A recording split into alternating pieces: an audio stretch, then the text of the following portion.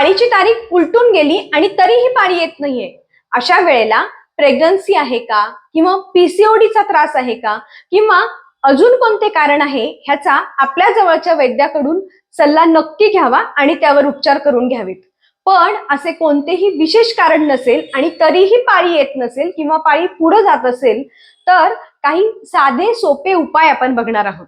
ह्यामध्ये पहिला उपाय आहे तो म्हणजे 2 चमचे काळे तीळ आणि गुळाचा काढा करून तो सकाळी उपाशी पोटी घ्यावा. बाजारामध्ये गाजरबीज मिळतात. ह्या गाजरबीजाचा काढा सकाळी उपाशी पोटी घ्यावा. आल्याचा रस आणि मध एकत्र करून हे चाटण घ्यावे किंवा आल्याचा काढा करून त्यामध्ये गुळ टाकून हे गरम गरम प्यावे. ताज्या कोरफडीचा रस किंवा गर घ्यावा. पपई खावी. चिमूटभर दालचिनी गरम पाण्यासोबत घ्यावी. ओटी पोटाला तिळाच्या तेलाने मालिश करून शेकावे. कपालभाती करावी. पण ह्या कोणत्याही उपायांनी जर शरीरामधील उष्णता किंवा पित्त वाढत असेल तर हे उपाय लगेच थांबवावेत. धन्यवाद.